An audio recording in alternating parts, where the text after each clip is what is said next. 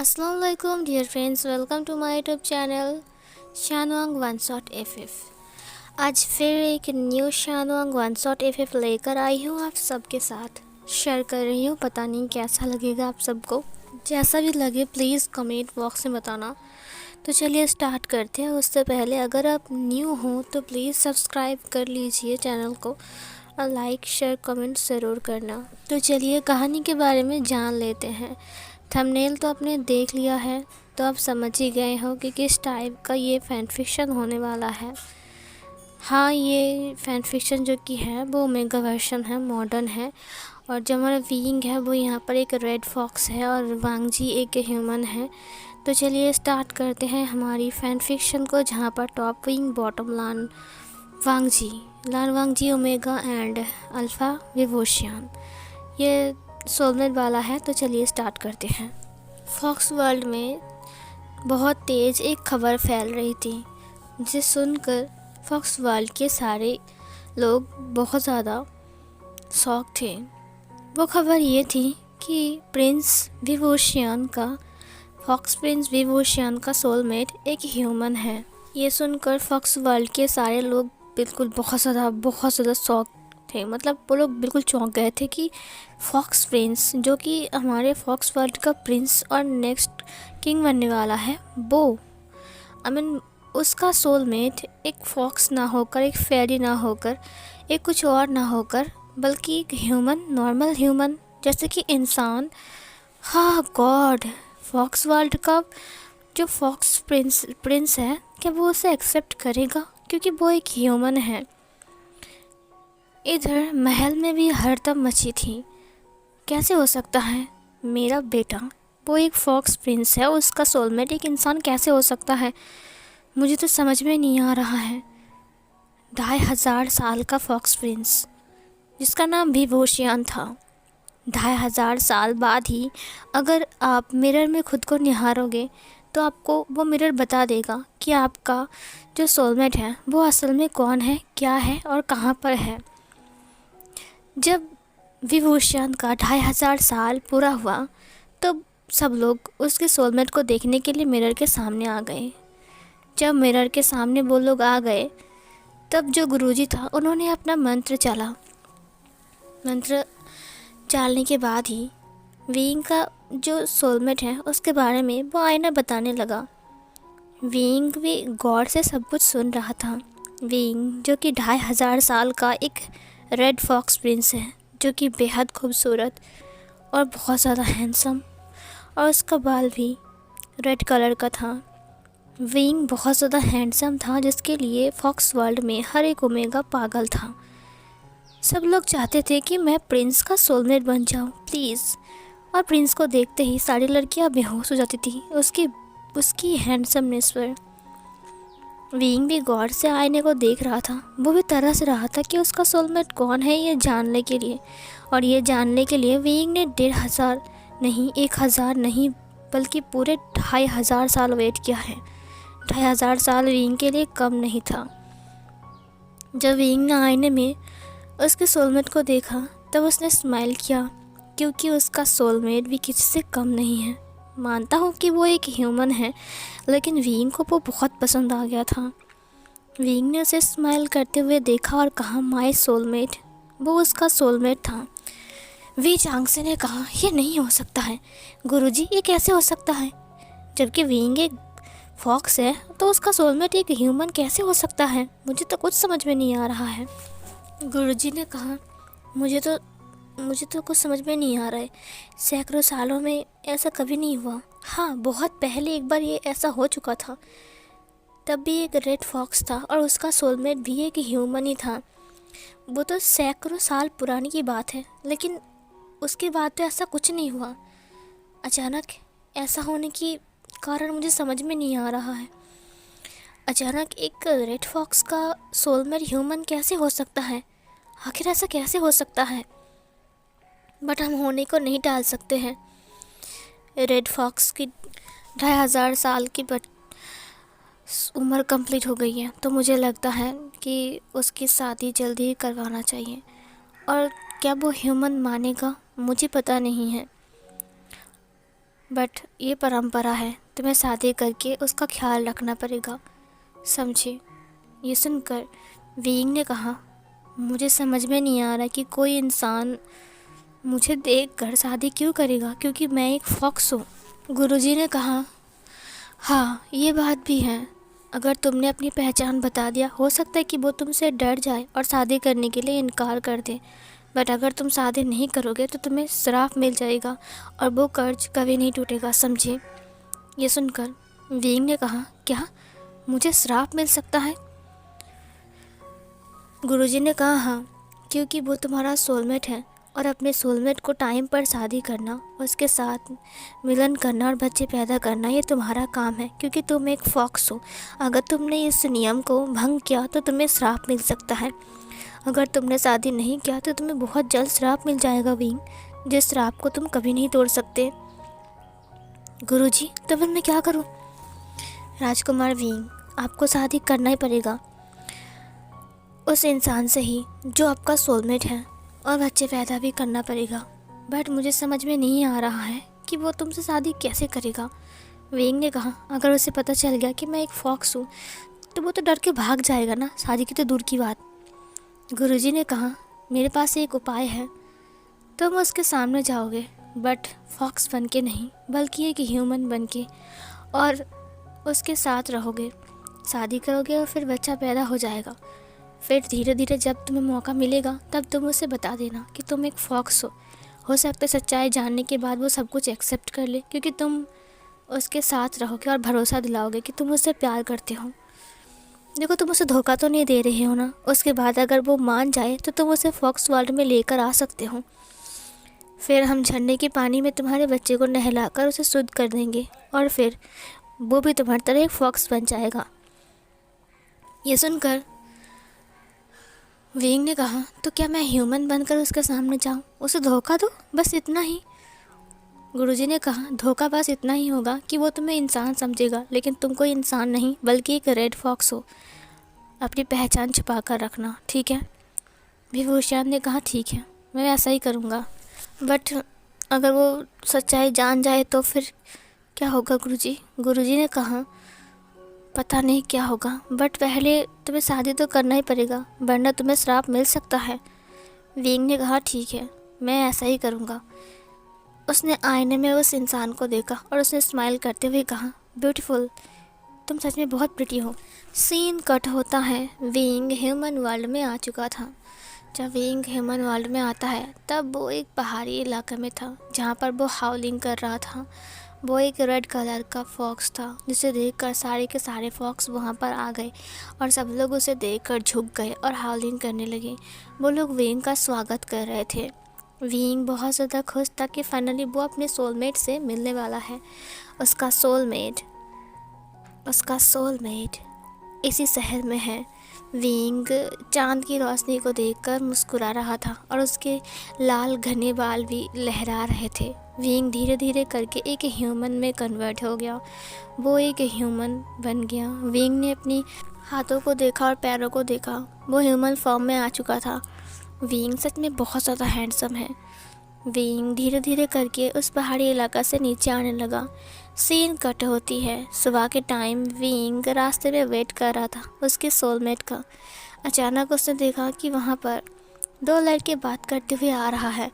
Weighing उनमें से देखकर एक लड़के को इशारा करते हुए कहा, वो रहा मेरा सोलमेट।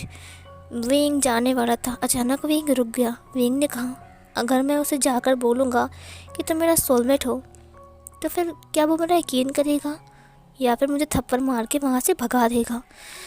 नहीं, मुझे कुछ ऐसा करना पड़ेगा जिससे वो खुद मेरे पास आए, ना कि मैं।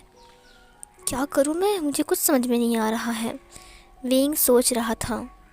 वीइंग बेंच के ऊपर बैठ जाता है। वीइंग ने कहा, तो सबसे पहले अब मुझे क्या करना चाहिए? इस ओमेगा को अपनी प्यार के जाल में फंसाना चाहिए। धीरे धीरे प्यार हो जाएगा, फिर हम शादी कर लेंगे, फिर हमारे बच्चे हो जाएंगे, फिर मैं इसे बताऊंगा कि मैं एक फॉक्स हूँ। हाँ, इतना काम कोई कर सकता है क्या? मुझे तो घबराहट सी हो रही है। उसने वांग जी को देखा जो कि उसके सामने से आ रहा था। वीइंग का सोलमेट कोई और नहीं बल्कि लान वांग जी था। सच में ऐसा खूबसूरत ओमेगा शायद विंग ने पहले कभी नहीं देखा। आईने में जैसे देखा उसने ठीक वैसा ही है, बट यहाँ पर कई गुना ज़्यादा वो खूबसूरत प्रोपर्टी लग रहा है। विंग का मन कर रहा था कि वो भी चाहे उसे हग कर ले, गले से लगा कर बोले कि तुम मेरा सोलमेट हो और पहली नज़र में मुझे तुमसे प्यार हो गया है। विंग को समझ में नहीं आया कि वो किस कदर से अपने प्यार का इजहार करे। वो वांग जी को जाते हुए अपने सामने से देख रहा था। वो चुपचाप बस उसे ही देख रहा था। एक लड़के के साथ वांग जी की टक्कर हो गई और वांग जी की सारी किताब गिर गई। वांग जी ने कहा, ओ आई एम सॉरी। उस लड़के ने कहा, आई एम सॉरी, मैं आँख में नहीं देखता हूँ ना, मैं अंधा हूँ ना, इसीलिए मुझे नज़र नहीं आया, मुझे माफ़ कर दो। वो पता नहीं मेरा बच्चा कहाँ चला गया, मेरा बेटा कहाँ चला गया। तभी एक बेटा वहाँ पर उसका जो था वो आ गया, एक लड़का छोटा सा 10 साल का। उसने कहा, पापा आप ठीक तो हो ना? I am sorry uncle. Wang ji ने कहा, कोई बात नहीं बेटा, तो तुम जाओ। वो अपने फादर को लेकर चला गया। वांग जी ने कहा, ओ गॉड, मेरा सारा पेपर। हवा के झोंके से उसका पेपर इधर उधर हो गया और एक पेपर विंग के पैर के पास जाकर गिरा। शायद ऊपर वाले को उन दोनों की मुलाकात मंजूर थी आज। विंग ने पेपर को उठा लिया और वो खड़ा हो गया। उसने वांग जी को देखा। सारा पेपर उठाने के बाद वांग जी का जो फ्रेंड था उसका नाम था शाओ सिंह। उसने कहा, हे वांग जी, ये लो। वांग जी ने कहा, एक और पेपर कहाँ है?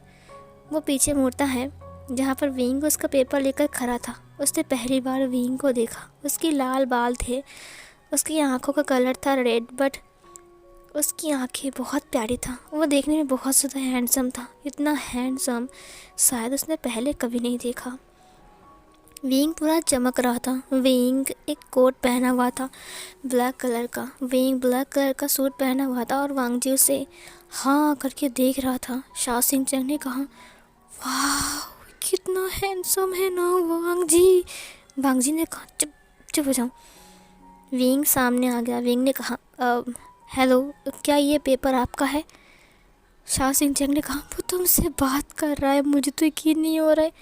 वांग जी ने कहा, हेलो, अब हाँ ये पेपर मेरा है, thank you so much. Wing ने उसे बढ़ाते हुए कहा, ये लीजिए, आपसे मिलकर अच्छा लगा। वांग जी ने कहा, क्या? विंग ने कहा, वो कुछ नहीं, बस ऐसे ही। वांग जी ने कहा, thank you so much. Wing ने कहा, क्या यहाँ पर कोई सी बीच है? वांग जी ने कहा, हाँ ऑफ कोर्स, उस तरफ है। विंग ने कहा, क्या आप मुझे ले जाओगे, क्योंकि मैं ये शहर में नया हूँ ना, मुझे रास्ता नहीं पता, मुझे सी बीच जाना है। वांग जी ने कहा, ऑफ कोर्स मैं ले जाऊँगा। शाओ सिंह तुम घर जाओ, ठीक है, मैं इसे सी बीच तक छोड़ कर आता हूँ। शाओ सिंह ने कहा, हैंडसम लड़का मिल गया, अपने दोस्त को भूल गया। वांग जी ने कहा, जाओ ना यहाँ से। उसने कहा, ठीक है जा रहा हूँ। उसके बाद वो चला गया। वांग जी ने विंग से कहा, चलो चलते हैं उस तरफ। विंग ने कहा, शुक्रिया। वांग जी ने कहा, अब कोई बात नहीं। वो लोग रास्ते में जा रहे थे बट कोई बात नहीं कर रहा था। धीरे धीरे करके वो लोग सी बीच तक पहुंच गए। वांग जी ने कहा, वाह ये लड़का कितना हैंडसम है, मैंने इससे पहले इतना हैंडसम लड़का कभी ज़िंदगी में देखा ही नहीं। ओ गॉड, क्या इसका कोई बॉयफ्रेंड होगा या फिर गर्लफ्रेंड? पता नहीं ये किसका बॉयफ्रेंड है। ओ गॉड, इतना हैंडसम लड़का मेरे साथ जा रहा है, सब लोग मुझे देख रहे हैं। क्या सब लोग समझ रहे हैं कि ये मेरा बॉयफ्रेंड है? ओ माय गॉड, मुझे तो यकीन नहीं हो रहा। अगर कॉलेज में सब ने इसे देखा और सोचा कि मेरा बॉयफ्रेंड है तो सब लोग कितना जेलस फील करेंगे मुझसे। वांग जी ने कहा, हम सी बीच पर आ चुके हैं। विंग ने कहा, क्या यहाँ पर बैठने के लिए कोई जगह है, कोई पत्थर के ऊपर या फिर चट्टान बड़ा सा? वांग जी ने कहा, वो साइड पूरा खाली रहता है, वहाँ पर कोई नहीं रहता, आप वहाँ पर सनसेट देख सकते हो। विंग ने कहा, अब तो मुझे आप क्यों बोल रहे हो, तुम बोल सकते हो, कोई बात नहीं, वैसे भी मैं तुम्हारी एज का हूँ ना। हो सकता है कि मैं 2500 साल का हूँ, लेकिन इसे तो लगता है ना वही। वांग जी ने कहा, हाँ ज़रूर। विंग ने कहा, क्या तुम मुझे वहाँ तक छोड़ दोगे? वांग जी ने कहा, क्या बात है, ये तो ना चाहते हुए पानी बरसने लगा। मुझे तो यकीन नहीं हो रहा है, मुझे जाने के लिए बोल रहे। ऑफ कोर्स चलिए ना, मैं आपको मैं तुमको वहाँ तक छोड़ देता हूँ। उसके बाद वो लोग चट्टान के सामने आ गए। विंग वहाँ पर खड़ा हो गया। विंग ने कहा, ये नज़ारा कितना अच्छा है ना। वांगजी ने कहा, और सबसे अच्छा तो तुम हो। विंग ने कहा, ये जगह कितनी खूबसूरत है। वांगजी ने कहा, और सबसे खूबसूरत तुम हो। मुझे तो यकीन नहीं हो रहा है कि इतना खूबसूरत लड़का मेरे साथ है। एक अल्फ़ा, इतना स्ट्रॉन्ग और दिखने में बहुत ज़्यादा रिच भी लग रहा है। विंग ने कहा, तुम क्या सोच रहे हो? अब आई एम सॉरी, मैंने तुम्हारा नाम नहीं पूछा। वांगजी ने कहा, वो मेरा नाम सॉरी, हेलो, मैं हूँ लान वांगजी। वैसे आपसे मिलकर अच्छा लगा। विंग ने कहा, फिर से आप? वांगजी ने कहा, आई एम सॉरी, तुम? विभूषण ने कहा, मेरा नाम विभूषण है और मुझे भी तुमसे मिलकर बहुत अच्छा लगा। वांगजी ने उसके साथ हाथ मिलाया, जैसे कि वांगजी को हाथ का छोड़ने का मन नहीं कर रहा था। विंग ने कहा, अब तो हम कुछ और बात कर सकते हैं? वांगजी ने कहा, बात? ओ आई एम सॉरी। उसके हाथ को छोड़ दिया। उसने कहा, अब आप तो यहाँ तक पहुँच गए ना, तो मैंने आपको छोड़ दिया। विंग ने कहा, अब मेरा कोई दोस्त तो नहीं है ना बात करने के लिए यहाँ पर। अकेला अकेला सनसेट देखने का मज़ा ही अलग है, मतलब मज़ा नहीं आता है। तो क्या तुम मेरे साथ सनसेट देखना पसंद करोगे? वांगजी ने कहा, क्या? मैं तो यही चाहता था कि वो मुझे बोले मेरे साथ सनसेट देखने के लिए बैठ जाओ। मेरा मन कर रहा था कि मैं इसके साथ बैठकर सनसेट देखूं। मुझे यकीन नहीं हो रहा है कि इसने खुद मुझे इनवाइट किया। वांगजी ने कहा, यू मीन मैं तुम्हारे साथ यहाँ पर बैठकर सनसेट देखूं? विंग ने कहा, अगर तुम चाहो तो एज योर विश, मैं तुम्हें ज़बरदस्ती तो नहीं कर रहा हूँ। ये सुनकर वांगजी ने कहा, अरे नहीं नहीं, मैं तो चाहता हूँ। विंग ने कहा, क्या? वांगजी ने कहा, अब मैं मेरा मतलब है कि हाँ ऑफ कोर्स, अगर तुम इतने प्यार से बोल रहे हो तो वैसे मैंने भी कभी भी किसी दोस्त के साथ बैठकर सनसेट नहीं देखा, तो मैं भी एक बार देख लूँ। विंग ने कहा, ऑफ कोर्स हमें सनसेट देखना चाहिए। जो चीज़ें दुनिया में खूबसूरत हैं वो चीज़ों को हम मिस नहीं कर सकते, है ना? तो बैठते हैं। विंग बैठ गया। वांगजी उसके पास आकर बैठ गया। उसने कहा, मुझे यकीन नहीं हो रहा है मैं इसके बगल में बैठा हूँ। ये कितना हैंडसम है, मुझे तो यकीन नहीं हो रहा है। विंग ने कहा, वैसे तुम्हें सनसेट देखना पसंद है? वांगजी ने कहा, हाँ मुझे सनसेट देखना बहुत पसंद है। क्या ही बताओ, पता है तुम्हें, मुझे मौका ही नहीं मिलता। इतनी पढ़ाई का टेंशन है, ऊपर से मेरा एग्ज़ाम भी है, पता है, और मुझे मैथ भी अच्छे से नहीं आता। अब मैं क्या करूं, मुझे समझ में नहीं आ रहा है। मुझे लगता है कि मैं मैथ में फ़ेल हो जाऊंगा। विंग ने कहा, तुम्हें मैथ नहीं आता? लेकिन क्यों? वांगजी ने कहा, वो मैथ में थोड़ा कच्चा हूँ ना, इसीलिए। विंग ने कहा, मैं तुम्हारा हेल्प कर सकता हूँ। वांगजी ने कहा, क्या तुम मेरा हेल्प करोगे? विंग ने कहा, ऑफ कोर्स, मुझे मैथ बहुत पसंद है, तुम चाहो तो तुम्हारा हेल्प मैं कर सकता हूँ। वांगजी ने कहा, क्या तुम मुझे सिखाओगे और मेरी मैथ को सॉल्व कर दोगे? विंग ने कहा, ऑफ कोर्स तुम्हारा हेल्प करूँगा। वांगजी ने कहा, ये मेरा लास्ट ईयर चल रहा है, अगर तुम मेरे पढ़ाई में थोड़ा सा हेल्प करोगे तो शायद इस बार मैं कॉलेज में फ़र्स्ट आ जाऊँ। विंग ने कहा, ऑफ कोर्स, बट मैं तुम्हारा कैसे हेल्प करूँ, क्योंकि हम तो अभी मिले हैं ना। वांगजी ने कहा, तो मैं तुम्हें अपना एड्रेस दे रहा हूँ, तुम चाहे तो वहाँ पर आ सकते हो मुझे ट्यूशन के लिए। विंग ने कहा, ऑफ कोर्स, ज़रूर, क्यों नहीं, हाँ हाँ ज़रूर आऊँगा मैं। वैसे तुम्हारे घर में कौन कौन है? वांगजी ने कहा, मेरा फादर, मेरा अंकल, मेरी आंटी, मेरा मॉम, मेरा गगा। मैं मेरे मॉम डैड का इकलौता बेटा हूँ। मैं ओमेगा हूँ और मेरा गगा मेरे अंकल आंटी का इकलौता बेटा है। वो एक अल्फ़ा है। वो एक बिज़नेस में जुड़ा हुआ है। अभी उनका बिज़नेस उतना तो ऊपर तक नहीं गया है, लेकिन फ़िलहाल उनका अच्छा खासा बिज़नेस चल रहा है। मेरा फादर और मेरा अंकल भी उनके साथ ही बिज़नेस करते हैं।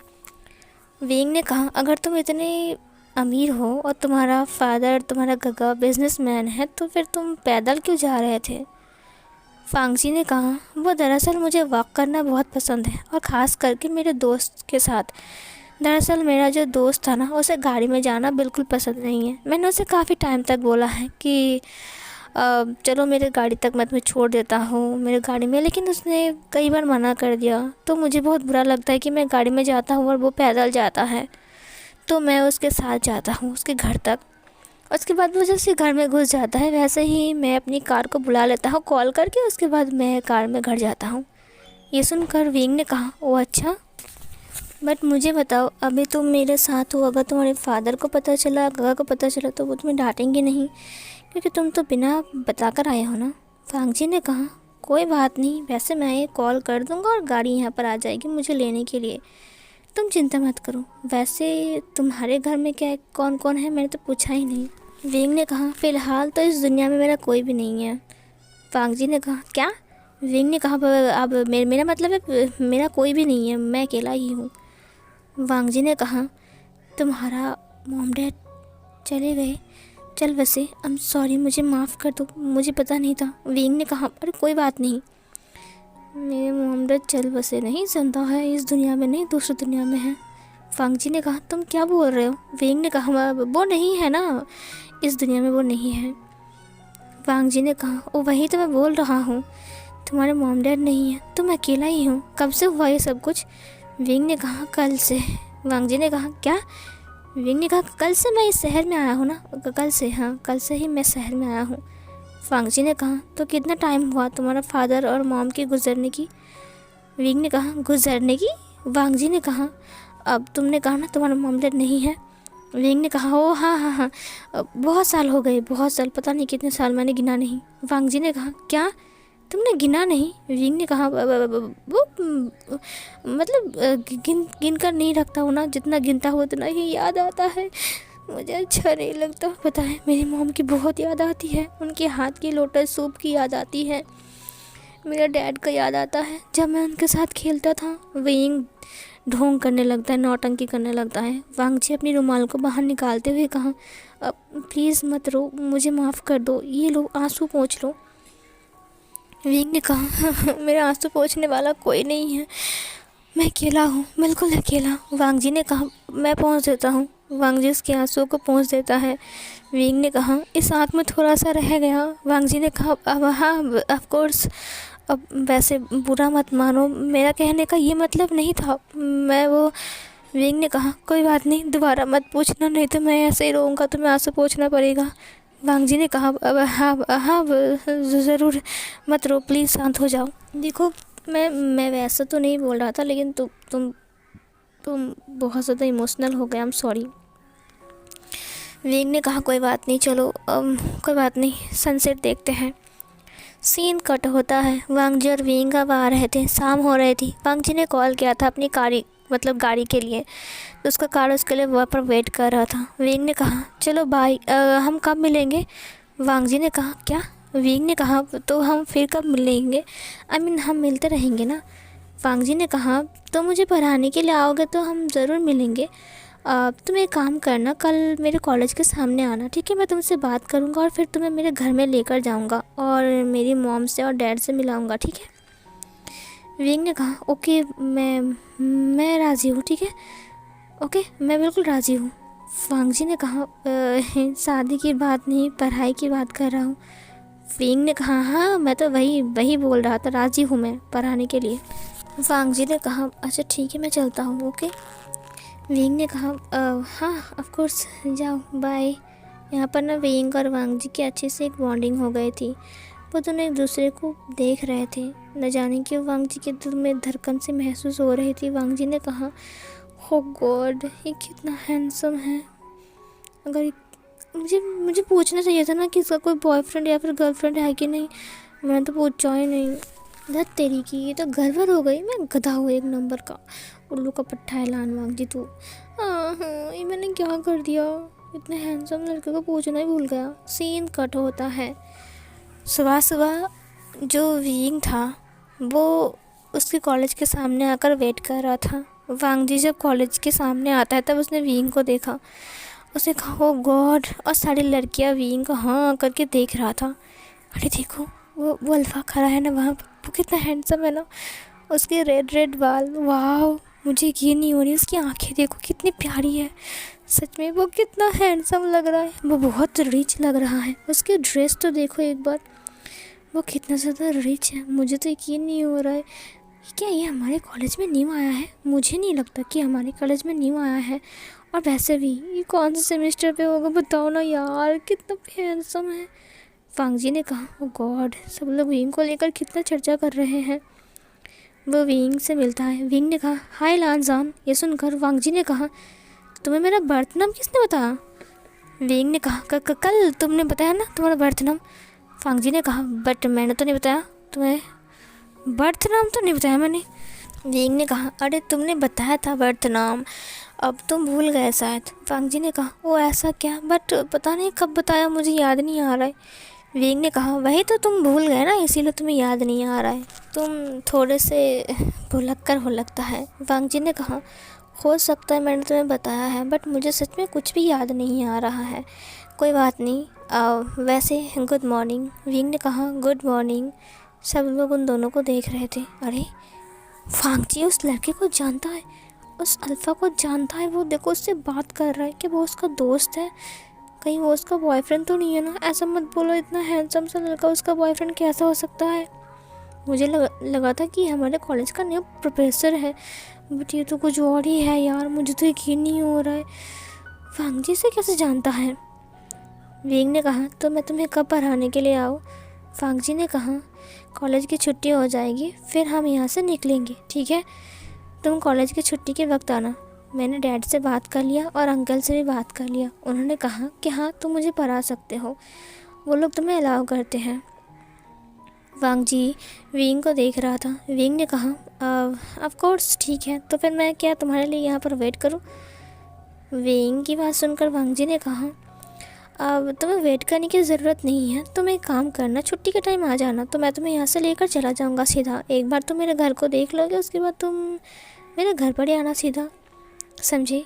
विंग ने कहा, ऑफ कोर्स ठीक है, तो मैं चलता हूँ। वांग जी ने कहा, ठीक है। आय हाय कितना हैंडसम है। उसके बाद विंग चला गया वहाँ से धीरे धीरे करके। जैसे ही विंग चला गया, सब लोग वांग जी को घेर लेते हैं। हे वांग जी, बताओ ना वो कौन था, उतना हैंडसम सा लड़का, तुम उसे कैसे जानते हो? वो तुम्हारा कौन लगता है, बताओ ना, इतने अच्छे से बात करते तुम दोनों, बताओ ना वांग जी। वांग जी ने कहा, वो मेरा बॉयफ्रेंड है। ये सुनकर सब लोग दंग रह गए। क्या, वो तुम्हारा बॉयफ्रेंड है? मुझे तो यकीन नहीं हो रहा है। वांग जी ने कहा, हाँ वो मेरा बॉयफ्रेंड है, क्यों तुम्हें कोई डाउट है क्या? शाओ सिंह-चैंग ने कहा, कितना सीधा सच्चा झूठ बोल दिया इसने। वांग जी ने कहा, पता है हम हाल ही में बॉयफ्रेंड्स बने हैं और वो मेरा ख्याल रखता है बहुत ज़्यादा। वो मुझसे मिलने के लिए आया था, दरअसल वो बहुत लॉयल है, इसीलिए मुझसे पूछने आया था कि क्या अब वो खाना खाने जा सकता है, क्योंकि पास में एक रेस्टोरेंट है, वहीं पर वो जा रहा है खाना खाने के लिए, क्योंकि वो इस शहर में नया है ना। ये सुनकर सब लोगों ने कहा, वाह, क्या वो हर काम तुमसे पूछ कर करते हैं? वांग जी ने कहा, ऑफ कोर्स, पता है मेरे पूछे बगैर वो एक कदम भी नहीं चलता। ये सुनकर लड़कियों ने कहा, ओ गॉड, काश वो मेरा बॉयफ्रेंड होता, कितना हैंडसम है यार, सच में। वांग जी ने कहा, है नज़र मत लगाओ मेरे बॉयफ्रेंड की तरफ, समझे, वो मेरा है, वो मुझे मिल चुका है, इसीलिए अपनी नज़र को दूर हटाओ। लड़कियों ने कहा, तो वो तुम्हें अभी क्या बोल कर गया? वांग जी ने कहा, दरअसल बात ऐसी है कि ना, वो उसकी पढ़ाई कंप्लीट हो चुकी है और मेरी तो कुछ दिन बाद ही एग्ज़ाम है, तो वो मेरे एग्ज़ाम में हेल्प करने वाला है, इसीलिए मैं उसे बोल रहा था कि मेरे घर पर आ जाओ। मैंने अंकल से बात कर लिया और मेरे फादर से भी, उन्हें कोई प्रॉब्लम नहीं है। लड़कियों ने कहा, वाह, तुम्हारे फैमिली ने भी एक्सेप्ट कर लिया? वांग जी ने कहा, ऑफ कोर्स एक्सेप्ट कर लेगा, क्योंकि वो बहुत अच्छा लड़का है, समझे, और दिखने में देखा ना कितना हैंडसम है। वांग जी उन सबको जेलस फील करवाने के लिए बोल रहा था और सबको वांग जी से जेलस फील हो रहा था। वांग जी को बहुत ज़्यादा अच्छा लग रहा था। खुद की भरस निकाल कर वांग जी ने शाओ सिंह-चैंग से कहा, चलो सिंह-चैंग, हम अंदर चलते हैं, और फिर वो लोग अंदर चले गए। लड़कियों ने कहा, यार कितना हैंडसम लड़का था, मुझे यकीन नहीं हो रहा है कि वो वांग जी का बॉयफ्रेंड है, काश वो मेरा बॉयफ्रेंड होता। सीन कट होती है। कॉलेज की छुट्टी के टाइम विंग वांग जी के लिए वेट कर रहा था। जब वांग जी वहाँ पर आया था, उसने विंग को देखा जो कि पेड़ के पास खड़ा है। वो जल्दी से विंग के पास आ गया, उसके हाथ को पकड़ते हुए कहा, वो तुम आ गए। सब लोग उन दोनों को ही देख रहे थे। विंग ने कहा, वाह, इसने मेरे हाथ पकड़ा है, मुझे तो यकीन नहीं हो रहा है कि इसने मेरा हाथ पकड़ा है। वांग जी ने कहा, मैं कब से तुम्हारे लिए वेट कर रहा था, चलो जल्दी चलते हैं, ठीक है, गाड़ी आ गई है। शाओ सिंह-चैंग बाय। शाओ सिंह-चैंग ने कहा, नया हैंडसम लड़का मिल गया है और मुझे भूल गया। उसके बाद वो लोग गाड़ी के पास आ गए। विंग और वांग जी गाड़ी के अंदर आ गए और फिर वो गाड़ी उन दोनों को लेकर वहाँ से निकल गया। विंग पहली बार लान हाउस आया है। लान फैमिली के सामने वो बहुत घबरा रहा था। मैडम लान ने जब विंग को देखा तब वो चौंक गया। इतना हैंडसम लड़का शायद तो उन्होंने पहली बार देखा है। मिसेस लान ने भी उन्हें देखा। विंग का संस्कार बहुत ज़्यादा अच्छा है। वो पहले उन सबको, अपने बड़ों को ग्रीट करता है, उनकी हालचाल पूछता है। उसका बिहेवियर देखकर लान कोरैन को बहुत ज़्यादा पसंद आया था। चिंग हंग जुन भी विंग के नेचर और उसका बिहेवियर देखकर पूरा ही विंग के ऊपर फिदा हो गए थे कि विंग कितना अच्छा है। सिचैन ने कहा कि विंग कितना संस्कारी लड़का है और देखो कितने अच्छे से बातचीत कर रहा है। विंग का बोलने का स्टाइल, विंग का चलने का स्टाइल बिल्कुल बिल्कुल परफेक्ट था। बस उसकी बालों का रंग था रेड। उतना गाढ़ा रेड तो नहीं था, वो थोड़ा ब्लैक रेड जैसा होता है ना, वैसा था, जो कि लहरा रहा था। और विंग सच में बहुत ज़्यादा हैंडसम था। लान कोरैन ने मिसेस लान से कहा, तुम्हें क्या लगता है, क्या ये वांग जी का टीचर है या फिर बॉयफ्रेंड? मुझे तो कुछ समझ में नहीं आ रहा है क्योंकि ये बहुत ज़्यादा हैंडसम है। चिंग हंग जुन ने कहा, ये बहुत शरीफ भी लग रहा है। वांग जी बेटा, जाओ इसे अपने रूम में लेकर जाओ और पढ़ाई शुरू करो। वांग जी और विंग धीरे धीरे करके ऊपर चले गए। जब विंग वांग जी के रूम के अंदर आया तब वो हैरान हो गया। सच में ये रूम बहुत ज़्यादा क्लीन एंड ब्यूटीफुल था। रूम के अंदर एक काउच था, एक टेबल था, वहाँ पर रखे हुए हर एक चीज़ बिल्कुल परफेक्ट तरीके से रखा हुआ था। बैल्कनी बहुत अच्छे से सजा हुआ था। वहाँ पर कुछ फूलों के प्लांट्स भी थे जहाँ पर छोटे छोटे फूल्स भी आए थे। वहाँ पर एक बड़ा सा बेड था जो कि बहुत ज़्यादा खूबसूरत था। एक लैम्प था वहाँ पर। टेबल पे कुछ फ़ोटोज़ रखी हुई थी जो कि वांग जी की बचपन की थी और बड़ा होने का भी था। वहाँ पर एक टाइम क्लॉक था जहाँ पर शायद वांग जी अलार्म लगाता है या फिर कुछ और ही। वांग जी ने अपनी मोबाइल को चार्ज लगाते हुए कहा, बैठो ना। विंग काउच पर आकर बैठ गया।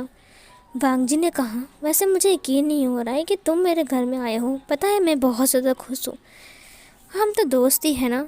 विंग ने कहा, ऑफ कोर्स, और तुम चाहो तो हम कुछ और भी बन सकते हैं। वांग जी ने कहा, क्या? विंग ने कहा, कुछ नहीं, तो मैं तो बस ऐसे ही बोल रहा था। वांग जी ने कहा, लेकिन मुझे सुनाई नहीं दिया। तुम रुको, मैं फ्रेश होकर आता हूँ, ठीक है?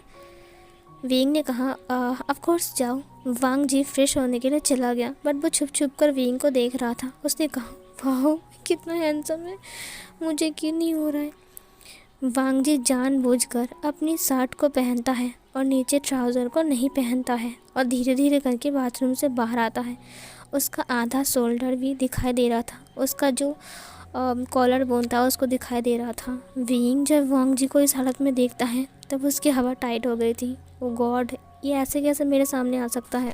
विंग उसे आंखें फाड़ फाड़ के देख रहा था। उसे यकीन नहीं हो रहा था कि ये वांग जी है। उसके थाइज से लेकर सब कुछ उसे दिखाई दे रहा था।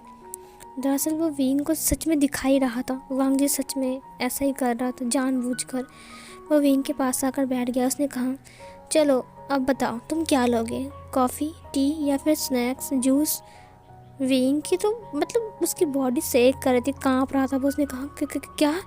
वांग जी ने कहा, क्या तुम बोलो ना क्या लोगे? ये बोलकर थोड़ा सा क्लोज आ गया। विंग अपने रुमाल को बाहर निकालता, अपने पसीने को पोंछते हुए कहा, अब कॉफ़ी चल जाएगा।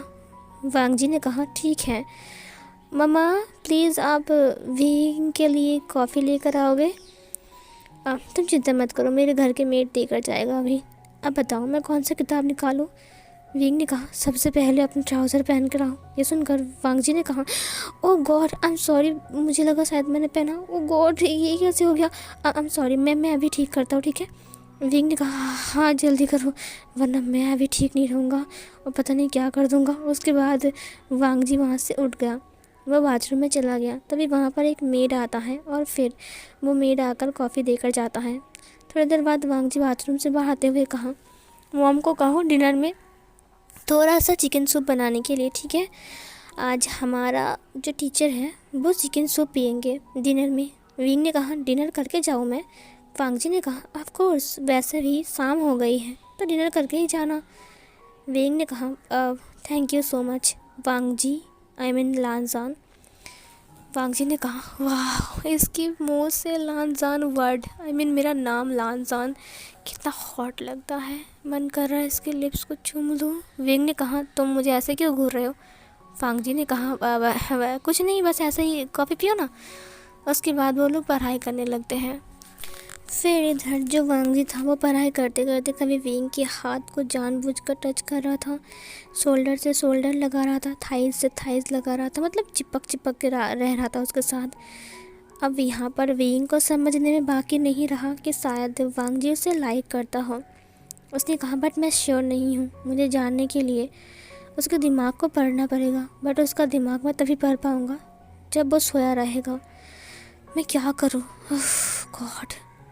इधर जो वांग जी था वो विंग को बार बार घूरते हुए बोल रहा था, कैसे कहूँ कि मैं पहली नज़र में तुमसे प्यार कर बैठा। अब विभूषण, विंग ने कहा, हाँ बताओ लांजान। वांग जी ने कहा, अब क्या तुम्हारा कोई बॉयफ्रेंड या फिर गर्लफ्रेंड है? विंग ने कहा, क्या? वांग जी ने कहा, नहीं, तुम इतने देर तक हमारे घर में हो तो अगर वो गुस्सा करेगा कि तुम एक ओमेगा को पढ़ाने के लिए इतने देर तक गए हो। विंग ने कहा, ऐसा कुछ नहीं है। वांग जी ने कहा, तुम सिंगल हो? विंग ने कहा कि तुम इतने कूद क्यों रहे हो? वांग जी ने कहा, अब नहीं, तुम सिंगल हो ना, वही मैं पूछ रहा था। विंग ने कहा, हाँ मैं सिंगल हूँ, क्यों तुम्हें कोई प्रॉब्लम है क्या? वांग जी ने कहा, मैं भी सिंगल हूँ। विंग ने कहा, पता है मुझे। वांग जी ने कहा, तुम्हें पता है? विंग ने कहा, हाँ पता है। वांग जी ने कहा, तुम तो अकेले रहते हो ना, तो कभी सोचा नहीं कि शादी वादी करोगे फिर साथ रहोगे? विंग ने कहा, हाँ करूँगा ना, फ़िलहाल तो सोच ही रहा हूँ कि इस शहर में तो मैं नया आया हूँ, तो यहाँ पर तो मैंने एक घर भी लिया है जंगल के पास। वांग जी ने कहा, वो जंगल के पास जो मकान है वो तुम्हारा है? वो काफ़ी पुराना है। विंग ने कहा, अब हाँ काफ़ी पुराना है तो मुझे मिल गया, तो वो मैं वहाँ पर अकेला ही रहता हूँ, तो सोच रहा हूँ कि शादी वादी कर लूँ तो वहाँ पर कोई और आ जाएगा रहने के लिए, तो फिर थोड़ा सा अच्छा ही होगा क्योंकि मैं अकेला रहता हूँ ना।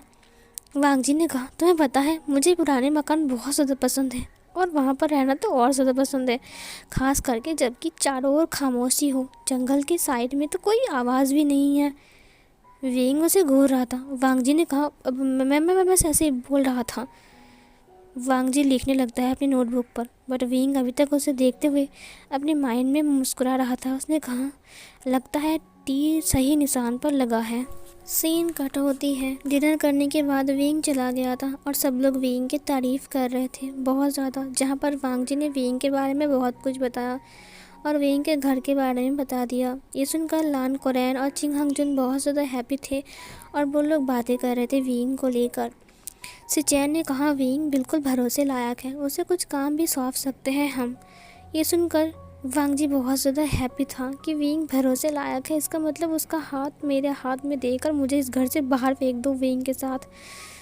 इधर मैडम लान ने कहा, जाओ तुम जाकर सो जाओ, कल से तुम्हारे एग्ज़ाम स्टार्ट होने वाले हैं ना? वांग जी ने कहा, हाँ। उसके बाद वांग जी जाकर सो गया। वो विंग के ख्याल में खोया हुआ था, उसे नींद नहीं आ रही थी। उसे विंग की खुशबू अभी तक अपनी रूम के अंदर फील हो रहा था। वो विंग के खुशबू को फील करते हुए कुशन को विंग समझा और उसे हग कर लिया। उसे हग करने के बाद उसने कहा, oh Wing, I love you, I really love you. Scene cut होता है। रात के 2 बज रहे थे। एक फॉक्स की परछाई हमें वांग जी के ऊपर दिखती है। हम सामने देखते हैं कि वह फॉक्स नहीं बल्कि विभूषण था। चांद की रोशनी विंग के ऊपर गिरने की वजह से उसका असलियत का जो रूप था वही साये में दिखाई दे रहा था। विंग वांग जी के पास आकर बैठ गया। उसने कहा, आखिर तुम्हारे माइंड में क्या चल रहा है? मुझे जानना है। आई एम सॉरी, मुझे माफ़ कर दो। ये बोलकर अपनी थंब फिंगर को उसने वांग जी की फॉरहेड पर लगाया, जिससे उसे पता चल गया कि वांग जी उसके प्यार में डूब रहा है पानी में। उसे बचाना पड़ेगा विंग को, पकड़ के शायद उठाना पड़ेगा पानी से। विंग स्माइल करता है, बिल्कुल नोटी वाला। उसने कहा, ओ लानजान, माय स्वीट लानजान, मुझे यकीन नहीं हो रहा है कि तुम पहले दिन से ही मुझसे इतना प्यार करने लग गए हो, बट मैं चाहता हूँ कि तुम खुद इसे इजहार करो और ख़ुद मेरे पास आओ ताकि तुम्हें कोई पछतावा ना हो। सीन कट होता है। ऐसे करते करते कुछ दिन बीत गए। फांग जी विंग के और करीब आने लगा था। उसके दिल की धड़कनें और बढ़ने लगी थी। अब वो और रह नहीं पा रहा था विंग को अपना प्यार का इजहार करने में। उसका एग्ज़ाम चल रहा था तो विंग उसे अच्छे से पढ़ा रहा था। उसका रोज़ आना और रोज़ जाना उसकी आदत बन गई थी। लान फैमिली को भी विंग से काफ़ी ज़्यादा लगाव हो गया था और वो लोग विंग को पसंद कर रहे थे। एक दिन वांगजी अपने में बड़बड़ा रहा था। उसकी बड़बड़ाहट को सुनकर सिचैन ने कहा, क्या मुझे यकीन नहीं हो रहा है कि तुम्हें विंग पसंद है। ये सुनकर वांगजी ने सिचैन की मौत को पकड़ते हुए कहा, काका ये अब क्या कर रहे हो, चिल्ला क्यों रहे हो। सिचैन ने कहा, तुम्हें विंग पसंद है, क्या विंग तुम्हें पसंद करता है।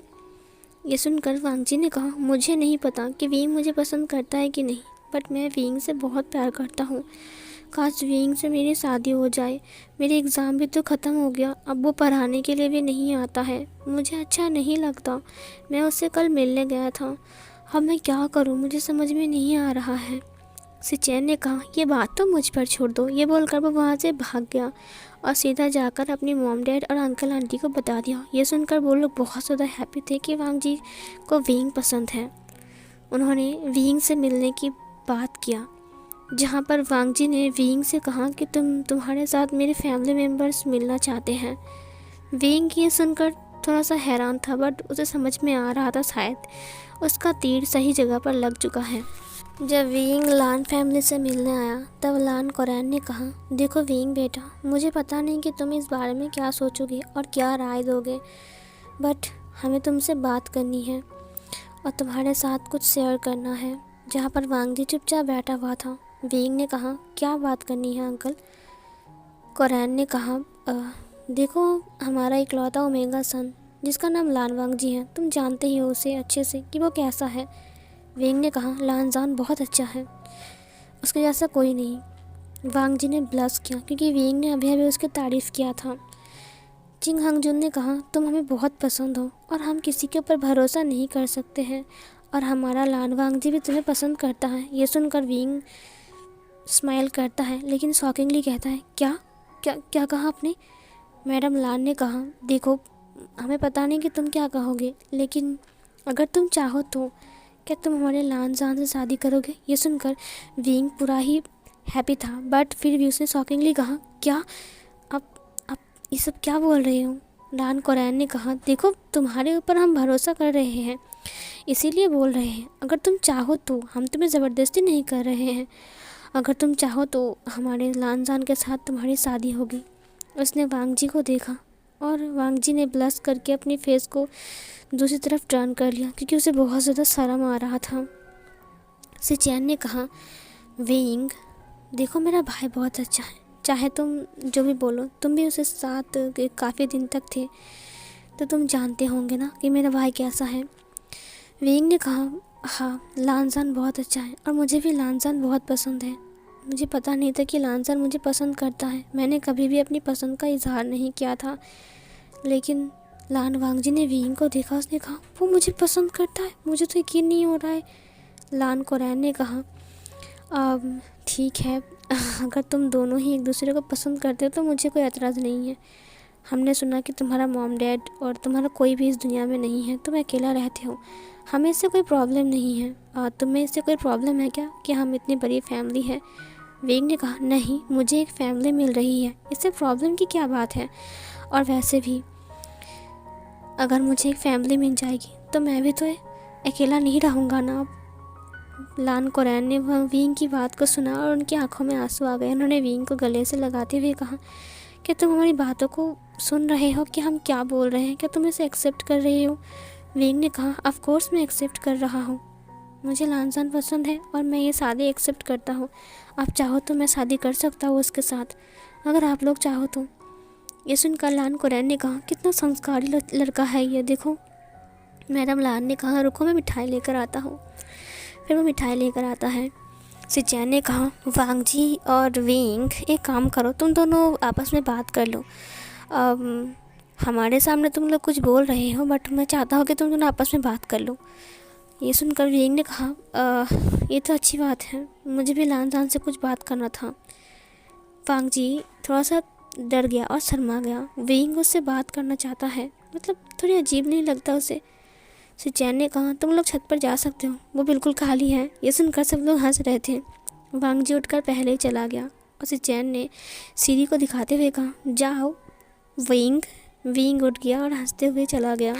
उन दोनों को जाते हुए देखकर फैमिली बहुत ज़्यादा खुश था, एक दूसरे को बधाई दे रहा था। विंग छत के ऊपर आ गया जहाँ पर वांगजी पहले से ही खड़ा था। हवा चल रही थी। फील करो बस इस मोमेंट को। धीरे धीरे करके विंग उसके पास आता है। उसने फांगजी को कहा, लानजान, मुझे तुमसे बात करनी है। फांगजी ने कहा, अब हाँ। वो उसकी तरफ घूम गया। वहाँ पर चेयर और टेबल रखी हुई थी। विंग वहाँ पर बैठ गया। उसने कहा, देखो, मैं ज़बरदस्ती तो नहीं कर रहा हूँ। क्या तुम सच में मुझे पसंद करते हो? फांगजी ने कहा, वो मैं विंग उठकर खड़ा हो गया, उसके पास आ गया। उसने उसकी फेस को पकड़ते हुए कहा, तुम शर्मा क्यों रहे हो? जो कहना है सच कहो। मैं तुम्हें ज़बरदस्ती नहीं करना चाहता और ना ही मैं चाहता हूँ कि हमारी ये जो रिश्ता है इसकी शुरुआत कुछ अलग टाइप से हो। अगर तुम मुझे पसंद करते हो तुम बेझिझक मुझे बोल सकते हो, क्योंकि मैं भी तुम्हें पसंद करता हूँ। वांगजी ने अपने सिर को हाँ में हिलाया। उसने कहा, मैं तुम्हें पसंद करता हूँ। जिस दिन तुम्हें देखा था उस दिन से ही मैं तुम्हें पसंद करता हूँ। मैं सच कह रहा हूँ, मैं भला झूठ क्यों बोलूँगा? विंग ने कहा, तुम सच में मुझसे प्यार करते हो? वांगजी ने कहा, हाँ विंग, मैं तुमसे बहुत प्यार करता हूँ। मुझे डर लगा कि तुम उसे एक्सेप्ट करोगे कि नहीं, इसीलिए मैं तुम्हें बोल नहीं पा रहा था, लेकिन गगा ने सुन लिया और फिर उन्होंने सबको बोल दिया। और फिर मॉम डैड ने तुम्हें बुलाने के लिए कहा, तो मुझे लगा झगड़ा वगैरह तो नहीं करेंगे ना। फिर उन्होंने शादी की बात की। विंग ने कहा, तुम्हें शादी करनी है ना, तुम अपनी मर्ज़ी से कर रहे हो ना? वांगजी ने कहा, ऑफ कोर्स विंग, मैं अपनी मर्ज़ी से कर रहा हूँ। विंग ने कहा, तो मुझे पहले क्यों नहीं बताया कि तुम मुझसे प्यार करते हो? वांगजी का फेस टमाटर की तरह लाल हो गया। विंग ने उसके फेस को खींच लिया और उसकी लिप्स को कैप्चर कर लिया और फिर उसकी लिप्स को सक करने लगा। वांगजी बिल्कुल शॉक था। विंग ऐसी हरकतें करेगा शायद उसने सोचा भी नहीं था, लेकिन फिर भी उसने भी अपने दोनों हाथों से विंग की नेक को ग्रैब कर लिया। विंग ने धीरे धीरे करके उसकी कमर को टाइटली पकड़ लिया और अपने और क्लोज कर लिया और उसकी लिप्स को और सक करने लगा, बाइट करने लगा। वांगजी ने भी अपने लिप्स को मूव किया और उसने भी उसके लिप्स को सक करना स्टार्ट किया। उन दोनों की जो किस था वो बहुत ज़्यादा लॉन्ग था। एक लॉन्ग किस के बाद वो दोनों अलग होता है। अलग होने के बाद विंग और वांगजी दोनों ही शर्मा गए थे। वांगजी का पूरा फेस टमाटर नहीं एप्पल की तरह रेड हो गया था। विंग ने उसे संभालते हुए कहा, तो फिर आज से तुम मेरे फियांसे हो ना? वांगजी ने कहा, हाँ हाँ वो। विंग ने उसे गले से लगाते हुए कहा, लानजान, तुम्हें बहुत मिस किया मैंने। पता है, मुझे लगा शायद तुम मुझसे अब बात नहीं करोगे क्योंकि तुम्हारी पढ़ाई तो कंप्लीट हो चुकी है ना, और मैं अब पढ़ाने भी नहीं आ रहा था और तुमसे मिलने के लिए मैं तरस रहा था। लेकिन मैं क्या करूं, मैं नाचार था, मैं कुछ भी नहीं कर पा रहा था। तुम्हारे घर के सामने आकर कई बार मैं लौट कर गया हूं। वांगजी ने कहा, क्या? विंग ने कहा, तुम्हें एक बार देखने के लिए मेरी आंखें तरस रही थी। तुम कॉलेज भी नहीं जा रहे थे, तुम्हें देखना बहुत मुश्किल हो गया था। वांगजी ने विंग को हग करते हुए कहा, बस कुछ दिन की बात है। कोई बात नहीं विंग, अब मैं हर वक्त तुम्हारे साथ रहूँगा, तुम्हारे सामने रहूँगा, मुझे जी भर के देखना। विंग ने कहा, सिर्फ देखूँगा? वांगजी ने शर्माते हुए उसकी कोट के अंदर अपनी फेस को छिपाते हुए कहा, ओ विंग तुम भी ना। विंग ने उसे टाइटली हग करते हुए कहा, लानजान सिर्फ मेरा है। लान वांगजी ने स्माइल किया। सीन कट होती है। वो लोग शॉपिंग भी साथ में करते हैं। शॉपिंग करने के बाद उन दोनों की शादी की डेट भी फिक्स्ड हो गई थी और उन्होंने रिंग भी ख़रीद लिया था। और विंग के पास पहले से ही ऑलरेडी वांगजी के लिए एक रिंग था जो कि वो अपने वर्ल्ड से लेकर आया था, जिसका जो स्टोन का कलर था रेड कलर का, और वो बहुत ज़्यादा खूबसूरत था, बहुत प्रिटी था। जब उन दोनों की शादी हो रही थी तब प्रीस्ट उन दोनों की शादी का अनाउंसमेंट करता है और वांगजी उसकी रिंग को देखता है। तब वांगजी बहुत ज़्यादा हैप्पी हो गया था। वांगजी का रिंग का कलर था वाइट एंड ब्लू और विंग का रेड। विंग बहुत ज़्यादा हैप्पी था कि फाइनली वांगजी उसका हो रहा है, उसका सोलमेट उसके पास आ रहा है, उसे और कुछ नहीं चाहिए। वरना विंग को कर्ज मिल सकता था, लेकिन वो बेइंतहा मोहब्बत करता है वांगजी से। वो सिर्फ कर्ज के लिए नहीं, अपने प्यार के लिए भी यहाँ पर आया था, क्योंकि पहली नज़र में ही उसे वांगजी पसंद आ गया था। वो वांगजी से बहुत ज़्यादा प्यार करता है, वो वांगजी से दूर नहीं रह सकता है। वांगजी के लिए वो ह्यूमन वर्ल्ड में हमेशा हमेशा के लिए रहने के लिए तैयार भी है। सीन कट होती है। शादी कंप्लीट होने के बाद विंग और वांगजी अपने घर के लिए निकल गए थे। फांगजी वेडिंग नाइट पर वेडिंग रूम में विंग के लिए वेट कर रहा था। वो बहुत ज़्यादा एक्साइटेड था कि उसका जो अल्फ़ा हस्बैंड है वो अभी उसके पास आएगा कुछ ना कुछ गिफ्ट लेकर। विंग धीरे से दरवाजे को ओपन करके अंदर आता है। आज चाँद नहीं निकली थी, चारों ओर अंधेरा था। कैंडल्स जल रहे थे, लाइट्स भी जल रहे थे, बस दो धीमी सी लाइट थी ताकि कैंडल्स की रोशनी ज़्यादा अच्छा लगे। फांगजी काफ़ी टाइम से विंग के लिए वेट कर रहा था और फाइनली विंग आ गया। विंग ने दरवाजे को लॉक कर दिया। विंग ने कहा दरवाज़ा लॉक करने की कोई ज़रूरत नहीं थी, लेकिन फिर भी मैंने किया क्योंकि मेरे घर में कोई नहीं रहता है। फांगजी को शर्म आ गया बहुत ज़्यादा। विंग फांगजी के सामने आ गया, वो बैठ गया, उसकी वेल को हटाया, उसकी चिन को पकड़ के अपनी तरफ घुमाया, उसकी फेस को देखा और फॉरहेड पर किस किया। वाओ लांसान, तुम कितने प्रेटी लग रहे हो। पता है वेडिंग ड्रेस पर तुम बहुत ज़्यादा हैंडसम एंड बहुत ज़्यादा ब्यूटीफुल लग रहे हो। मुझे यकीन नहीं हो रहा है कि मेरा ओमेगा इतना खूबसूरत भी हो सकता है। फांगजी को और शर्म आ गया, वो उसने फिर से ब्लश किया। फिंग ने कहा बिलीव मी लांसान, जब तुम ऐसे शर्माते हो ब्लश करते हो ना तुम और ज़्यादा खूबसूरत लगते हो। वांगजी का मन कर रहा था कि वो अभी किसी जगह पर बिल बनाए और वहाँ पर जाकर छुप जाए, उसे इतना शर्म आ रहा था। विंग उसके चिक्स के ऊपर छोटा छोटा टैप करता है। विंग का सॉफ्ट सॉफ्ट लिप्स वांगजी अपनी फेस के ऊपर फील कर पा रहा था। विंग वांगजी को एक कड़ा गिफ्ट करता है जो कि ब्लैक एंड रेड कलर का था, जो कि बहुत ज़्यादा ब्यूटीफुल था और वो डायमंड का था। वांगजी उसे पाकर बहुत ज़्यादा हैप्पी था। विंग ने उसे पहनाते हुए कहा तुम इसे कभी नहीं उतारोगे, ये तुम्हारे लिए है, ये हमेशा तुम्हारा रक्षा करेगा। वांगजी ने कहा क्या मतलब है विंग। विंग ने कहा ये ये कहते हैं, इसे लकी कहते हैं ना, लकी, आई मीन ये लकी करा है, इसीलिए ये हमेशा तुम्हारा रक्षा करेगा ना, इसीलिए बोल रहा हूँ। जंगल में कितने जानवर होते हैं ना। फांगजी ने कहा विंग इस सब बातों में अभी कौन भरोसा करता है, ये सब झूठ है। विंग तुम कहाँ से लेकर आए हो इसे। विंग ने कहा जहाँ से भी लेकर आए हो, मैंने कहा ना तुम इसे कभी नहीं उतारोगे। फांगजी ने कहा ठीक है विंग, मैं इसे कभी नहीं उतारूँगा। विंग ने कहा गुड बॉय, ये बोलकर उसने उसकी नेक पर किस कर लिया। उसके बाद वो उसकी कोट को निकालते हुए कहा लांसान मैं वेट नहीं कर पा रहा हूँ, मैं कब से तरस रहा था इस रात के लिए। फांगजी ने शर्माते हुए कहा विंग ने अपनी कोट को भी निकाल दिया। उसके बाद वो वांगजी को धीरे धीरे करके बेड पर लिटा देता है। उसने वांगजी की फेस को अपने फिंगर से टच करते हुए कहा लांसान तुम बहुत ज़्यादा हेल्दी, बहुत ज़्यादा हॉट, बहुत ज़्यादा क्यूट, ब्यूटीफुल, प्रिटी, सब कुछ हो।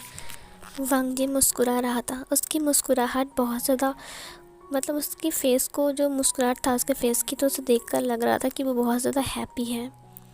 विंग उसके पैर को रब करते हुए कहा लांसान आई लव यू। फांगजी ने कहा लव यू टू विंग।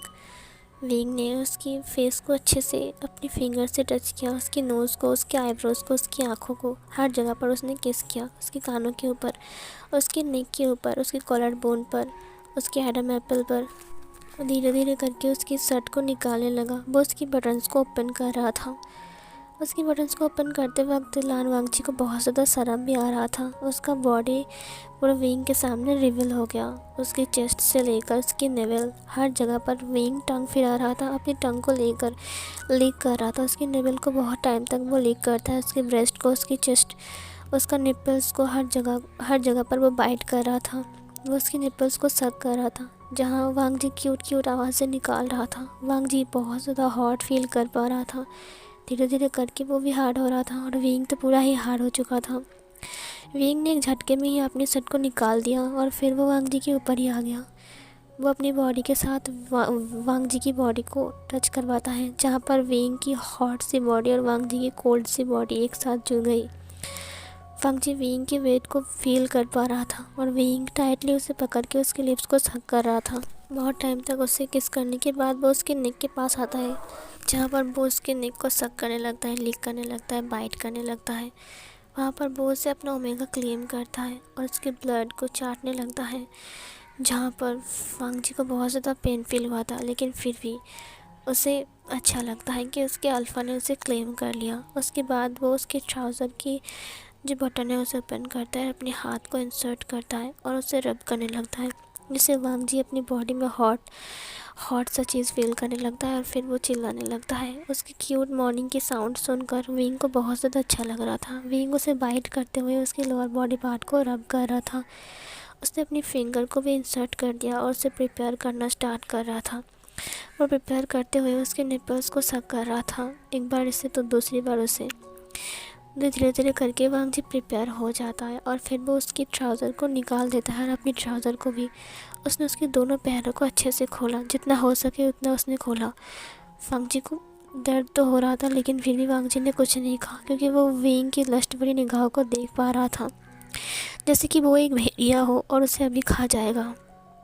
सच में ऐसा ही कुछ था। फिर विंग अपनी हार्ड लोअर बॉडी पार्ट को वांग जी के अंदर इंसर्ट करने की कोशिश करता है, जहाँ पर वांग जी को बहुत ज़्यादा पेन फील हो रहा था।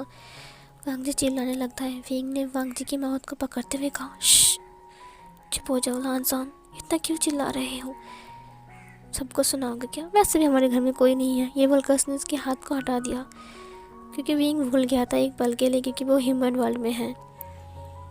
वांग जी ने कहा, विंग बहुत पेन फील हो रहा है। विंग ने कहा, बस ये फर्स्ट टाइम है ना, इसीलिए। ये बोलकर विंग उसके अंदर पूरा ही इंसर्ट हो गया। विंग एक ही बार में इंसर्ट होते होते बिल्कुल थक चुका था, इसीलिए वो वांग जी के ऊपर थोड़ा रेस्ट कर रहा था। वो उसके नेक को चाट रहा था। वांग जी ने कहा, विंग तुम जल्दी करो, मुझे दर्द हो रहा है, पता नहीं क्यों। विंग मूव होना स्टार्ट करता है, जहाँ पर वांग जी को बहुत ज़्यादा पेन फील हो रहा था, लेकिन फिर भी वांग जी उसे सहन कर रहा था। उसे बहुत ज़्यादा पेन फील हो रहा था। वो विंग की पीठ को नोच रहा था। वांग जी और विंग दोनों की बॉडी आपस में रब हो रही थी। वो दोनों ही पसीने से भीग रहे थे। वांग जी चिल्ला रहा था, दर्द से कराह रहा था। धीरे धीरे करके उसका दर्द प्लेजर में बदल गया और फिर वो मौन करने लगा। उसकी स्वीटली मॉर्निंग की साउंड सुनकर विंग ने कहा, और चिल्लाओ लानजान, मुझे तुम्हारा साउंड सुनना बहुत अच्छा लग रहा है, और ये बहुत अच्छा है लानजान। आई लाइक इट लानजान, प्लीज़ और चिल्लाओ, और मैं चाहता हूँ कि तुम और चिल्लाओ लानजान। लैन वांग जी ने वैसा ही किया जो विंग ने कहा। विंग ने उसे कहने के लिए कहा, कहो विंग, विंग फास्ट और फास्ट कहो लानजान, तुम्हें कहना ही पड़ेगा। लान वांग जी ने वैसा ही कहा, विंग प्लीज़ फास्ट। और वांग जी की स्वीट मॉर्निंग की साउंड सुनकर विंग पागलों की तरह उसके साथ इंटीमेट होने लगता है। विंग लास्ट में भूल ही गया था कि वो एक फॉक्स है और वो एक नॉर्मल ह्यूमन है। विंग को याद भी नहीं था, वो इतनी ज़्यादा रफ़ हो चुका था। वो बहुत टाइम तक वांग जी के साथ इंटीमेट होता है। सुबह के 5 बजे तक विंग बिल्कुल एक्टिव था, और सुबह के 5:30 बजे विंग अपने आप को रिलीज़ करता है और जाकर उसे शांति मिलती है, और वो वांग जी की बाहों में चुपचाप अपने सिर को रख देता है। वांग जी जो कि था वो बिल्कुल मतलब उसका हालत बहुत ज़्यादा ख़राब हो गया था। उसने सांस लेते हुए कहा, विंग अब मैं और नहीं सहन कर सकता, मैं बहुत थक चुका हूँ। विंग ने कहा, आई एम सॉरी लानजान, मैं वो। विंग की आंख लग रही थी। थोड़ी देर बाद वांग जी को एहसास होता है उसके अंदर बहुत ज़्यादा वार्म लिक्विड का, बहुत ज़्यादा वार्म फील करता है वो अपने अंदर। विंग उठता है। उसने कहा, क्या सुबह के 5 बज रहे हैं? उसने वांग जी को देखा और बेड की हालत देखा। उसने कहा, अगर बेड की हालत ऐसा है तो पता नहीं मेरा लानजान कैसा हालत में होगा। लानजान तुम ठीक तो हो ना? वांग जी ने कहा, तुम बहुत बीस्ट हो, तुमने मेरी हालत ख़राब कर दिया, मेरी एक बात भी नहीं सुना। वो उसे ले जाकर बाथरूम में क्लीन करता है। सीन कट होता है। कुछ वक्त ऐसे ही बीतते रहते हैं। विंग वांग जी को लेकर कभी कभी लान हाउस आता है उनसे मिलने के लिए। उनकी शादी को अब 1-1.5 महीना बीत चुका था। विंग और वांग जी अपनी लाइफ में बहुत ज़्यादा हैप्पी थे। धीरे धीरे करके और भी वक्त बीतते रहते हैं। विंग और वांग जी का एवरीडे मीन्स एवरीडे चालू था। कभी कभी रात को विंग इंटीमेट होने के बाद गायब होता था। मतलब वांग जी जब उठता था तो वो देखा था कि बेड पर विंग नहीं है, तो विंग को ढूंढते ढूंढते बाहर आता था। विंग को हर जगह पर ढूंढता था, लेकिन विंग कहीं नहीं मिलता था। जब वो फिर से वापस आने की कोशिश करता था तब देखता कि विंग पहले से ही वहीं पर मौजूद है। उसने कहा, लानजान तुम कहाँ गए थे? वांग जी ने कहा, तुम कहाँ थे? विंग ने कहा, मैं तो किचन में था, पानी लेने के लिए आया था। अक्सर ऐसे ही वांग जी के साथ होता था। धीरे धीरे करके वक्त और बीतता रहा और वांग जी का प्रेगनेंसी सामने आया, जहाँ पर विंग एक खुशखबरी देने के लिए अपने वर्ल्ड में रात को गया था, और विंग को आने में थोड़ा लेट हो गया। जहाँ पर वांग जी बेडरूम पर उसका इंतज़ार कर रहा था। उसने कहा, तुम कहाँ गए थे इतनी रात को? विंग ने कहा, वो मैं अब मैं वो ज़रा बाहर गया था, मुझे नींद नहीं आ रहा था, मैं बहुत खुश हूँ ना क्योंकि हमारा बेबी आने वाला है इसीलिए। तो मैं बाहर टहलने गया था। वांग जी ने कहा तुम झूठ बोल रहे हो, तुम कहाँ गए थे बताओ। विंग ने कहा लानजान विश्वास करो, मैं सच कह रहा हूँ, मैं बहुत ज़्यादा खुश हुई इसीलिए मैं बाहर गया था। मैं कुछ कुछ नहीं कर छुपा रहा हूँ तुमसे। वांग जी ने उसे हक करते हुए कहा विंग प्लीज़ मुझसे दूर मत जाना, जब तुम यहाँ पर नहीं रहते हो तो मुझे बहुत घबराहट सी होती है और मैं तुम्हें ढूंढता रहता हूँ, पता है मुझे कितना डर लगता है। विंग ने कहा लानजान मैं तुम्हारे पास ही हूँ। ये बोलकर वो लानजान को फिर से प्यार करने लगता है और फिर से एक और राउंड वो लोग वहाँ पर इंटीमेट होते हैं। सीन कट होता है। ऐसे करते करते कुछ वक्त बीत जाता है। वेइंग कुछ दिन तक वांग जी को छोड़कर बाहर नहीं गया था रात को, क्योंकि वांग जी को उससे डाउट हो रहा था, इसीलिए वेइंग का बाहर नहीं जा रहा था। आज पूनम की रात थी। चांद की रोशनी धीरे धीरे करके उभर रही थी, बादल हट रहे थे। आज विंग और वांग जी इंटीमेट हुए थे। वांग जी पूरा ही थक चुका था और विंग की बाहों में आराम से सो रहा था, बट विंग को नींद नहीं आ रही थी। विंग अपनी आंखों को ओपन करते हुए कहा कि मुझे क्या हो रहा है।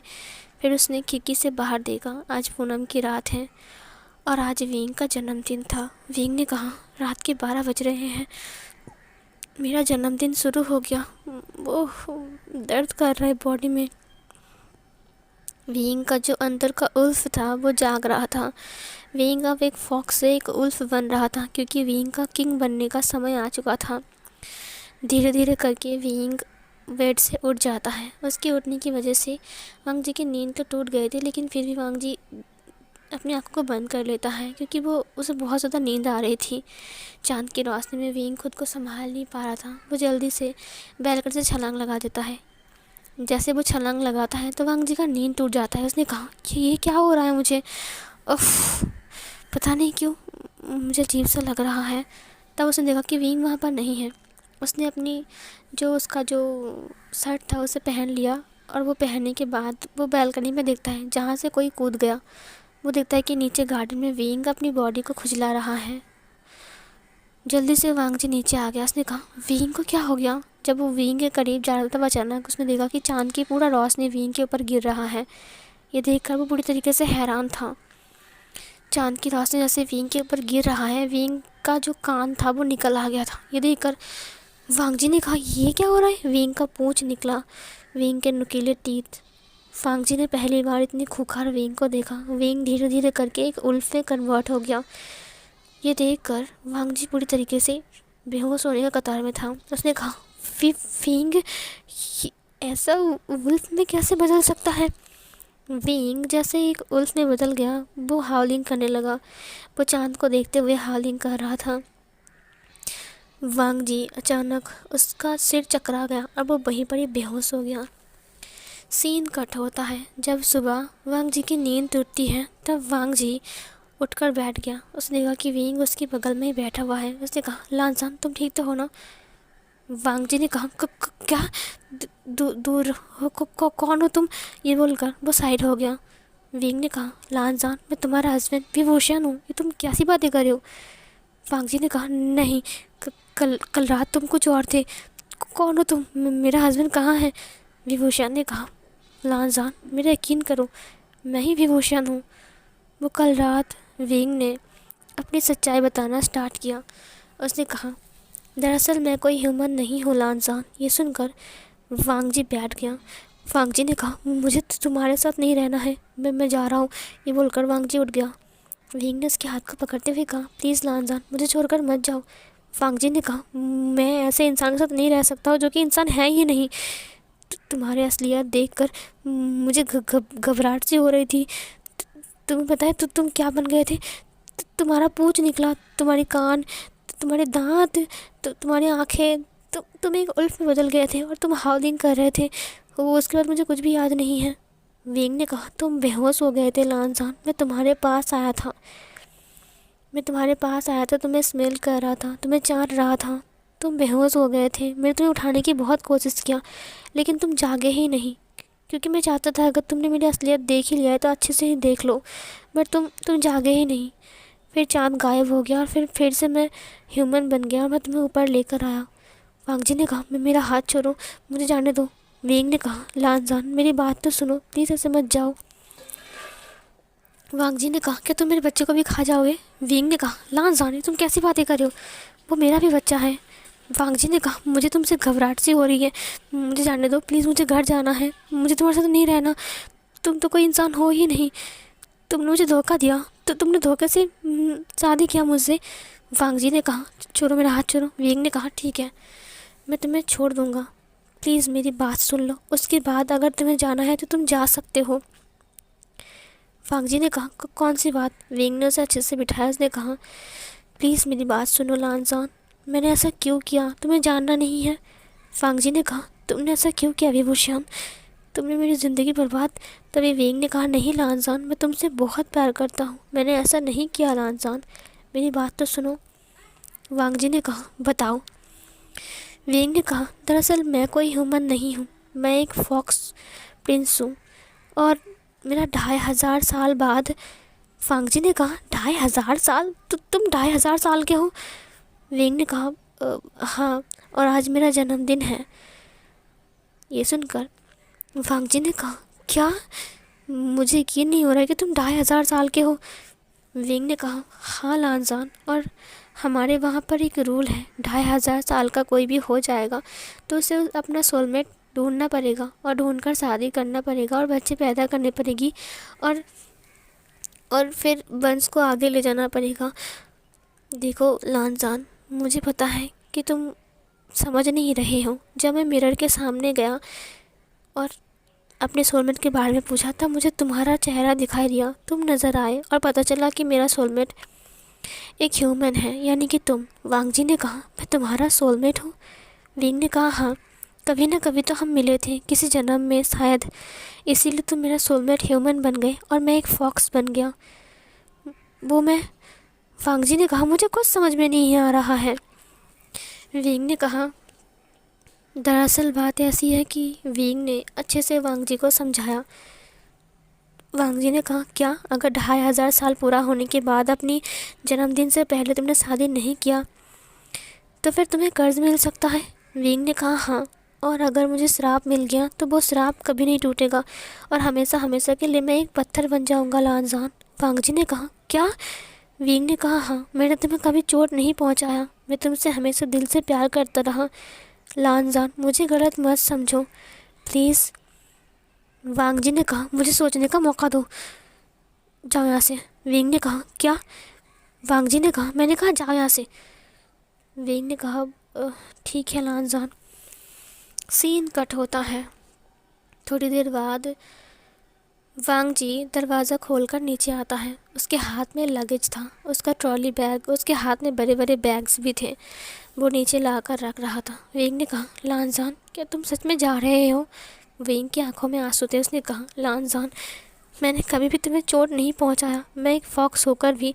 हाँ, मुझे पता है कि मैंने अपनी पहचान छिपाई है, इसलिए क्योंकि तुम डर जाते। अगर तुम्हें पता चलता कि मैं एक फॉक्स हूँ, मुझे लगा था कि हमारा फर्स्ट बेबी सब कुछ बदल देगा, इसीलिए मैंने कुछ नहीं बताया। मैं बेबी होने तक इंतज़ार किया, अभी तक तो वो बाहर भी नहीं आया। तुम प्लीज़, तुम दोनों मुझसे अलग मत हो। वांग जी ने उसकी माउथ के ऊपर हाथ रखते हुए कहा, ओ कितना बोलते हो, चुप रहो। विंग ने कहा, लानजान, तुम मुझे छोड़कर जा रहे हो और मैं चुप रहूँगा? तुम्हें ऐसा कैसे लगता है कि मैं चुप रहूँगा? वांग जी ने कहा, तुमने मुझसे बहुत कुछ छिपाया है, इसीलिए मुझे बहुत गुस्सा आ रहा है, समझे? मुझे गुस्सा मत दिलाओ। विंग ने कहा, तुम मुझे छोड़कर जा रहे हो ना लानजान, मैं नहीं रह सकता हूँ तुम्हारे बिना, तुम क्यों नहीं समझ रहे हो? और ऊपर से तो अब हमारे बेबी भी आने वाला है, ऐसा मत करो ना लानजान, मुझे तुम्हारे साथ रहना है, खास करके इस हालत में तुम्हारा ख्याल रखना है। वांग जी ने कहा, मैंने कहा चुप रहो। विंग चुप हो गया।